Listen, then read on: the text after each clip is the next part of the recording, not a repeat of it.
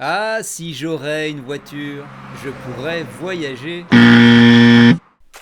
Ah, si j'aurais une piscine, je me baignerais. Ah, si j'aurais un chien, je le caresserais. Ah, arrête de dire si j'aurais. Si j'aurais, ce n'est pas correct. Tu me fais mal aux oreilles. Alors s'il te plaît, je t'en supplie, arrête.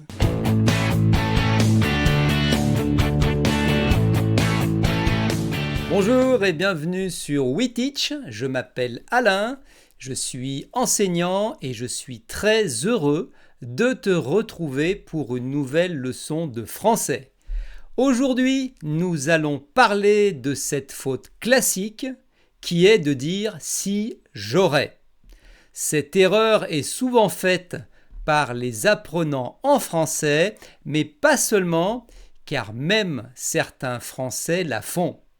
Alors, suis bien cette leçon et ainsi tu ne feras plus jamais cette faute.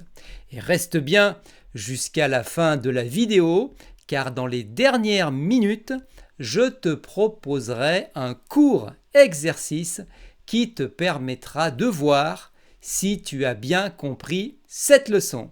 Allez, c'est parti. Quand on fait une phrase commençant par si, on émet l'idée d'une hypothèse, d'une condition. La règle est la suivante. Une phrase commençant par si doit être suivie soit d'un verbe à l'imparfait, soit d'un verbe au plus que parfait, ou enfin soit d'un verbe au présent de l'indicatif. Prenons le premier cas, quand si est suivi d'un verbe à l'imparfait. Alors reprenons l'exemple erreur de l'introduction qui disait « Si j'aurais une voiture, je pourrais voyager ». Si, dans cette phrase, ne peut pas être suivi directement d'un verbe au conditionnel. Tu dois d'abord placer un verbe à l'imparfait et ensuite viendra en deuxième partie de phrase le verbe au conditionnel.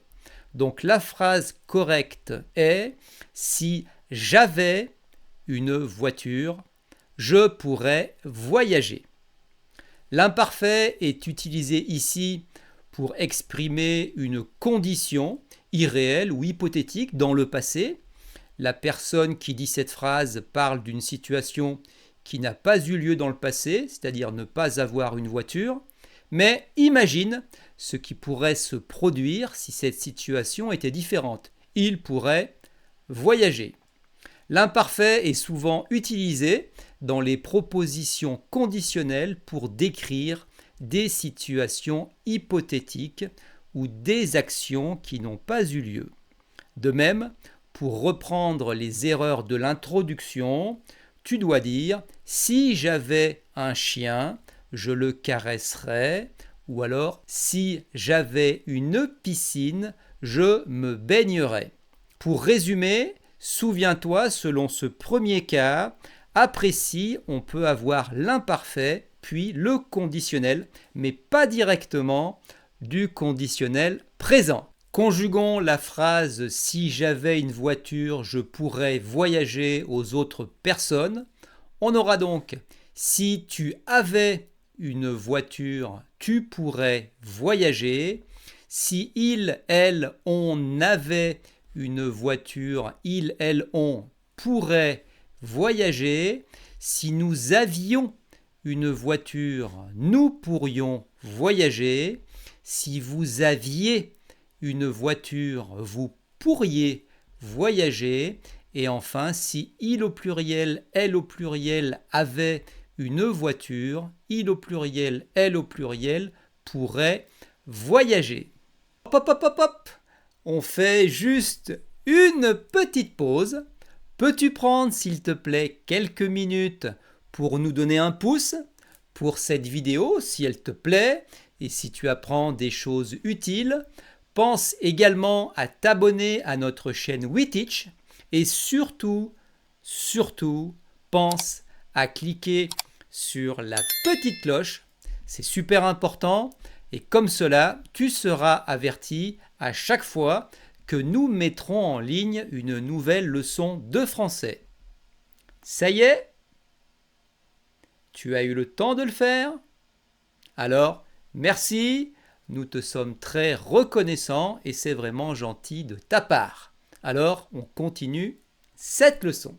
Prenons maintenant le deuxième cas, lorsque si est suivi d'un verbe au plus que parfait. De même, en reprenant notre exemple de l'introduction, il aurait été correct de dire également « Si j'avais eu une voiture, j'aurais pu voyager ». Dans ce cas, le sens est effectivement différent car ici, le verbe avoir eu, est au plus que parfait. Alors, parlons un peu du plus que parfait dans ce cas précis. Le plus que parfait est utilisé pour exprimer une action antérieure à une autre action passée. Dans notre cas, la personne évoque une condition passée qui est avoir eu une voiture, qui aurait permis une autre action également passée, pouvoir voyager.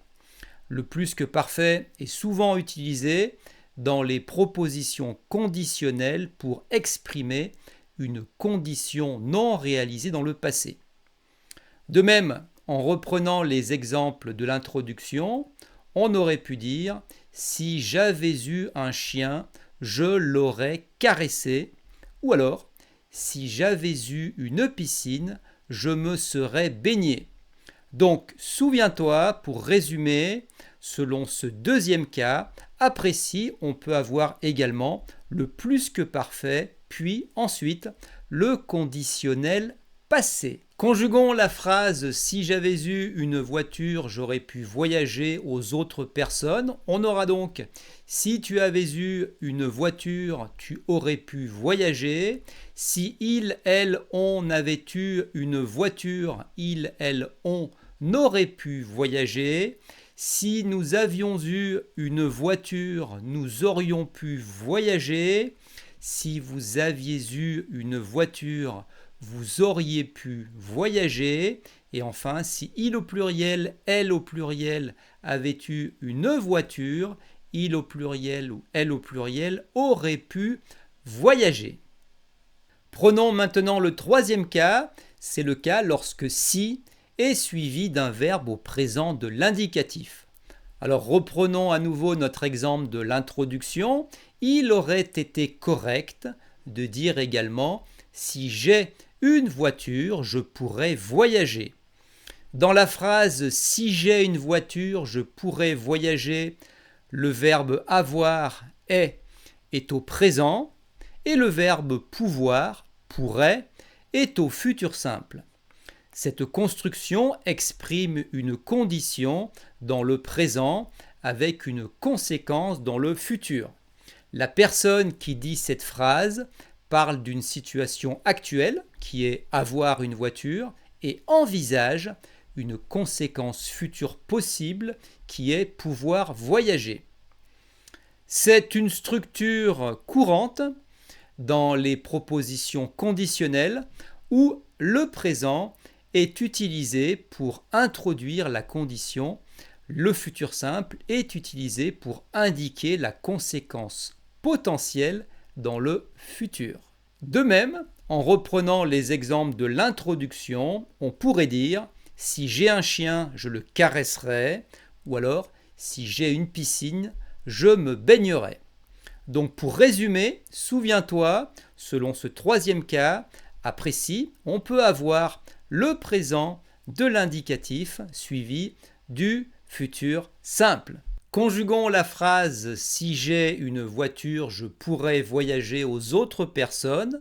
On aura donc « Si tu as une voiture, tu pourras voyager ». Si il, elle, on a une voiture, il, elle, on pourra voyager. Si nous avons une voiture, nous pourrons voyager. Si vous avez une voiture, vous pourrez voyager. Et enfin, si il au pluriel, elle au pluriel ont une voiture, il au pluriel, elle au pluriel pourront voyager.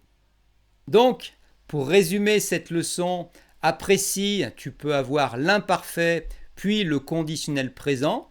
Si j'avais une voiture, je pourrais voyager. Après si, tu peux avoir le plus que parfait et le conditionnel passé.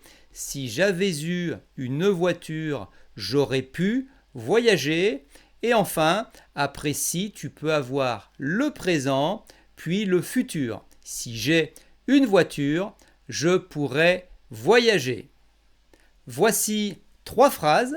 Observe-les bien et trouve le temps du verbe être qui doit aller juste après si. Je te lis ces phrases.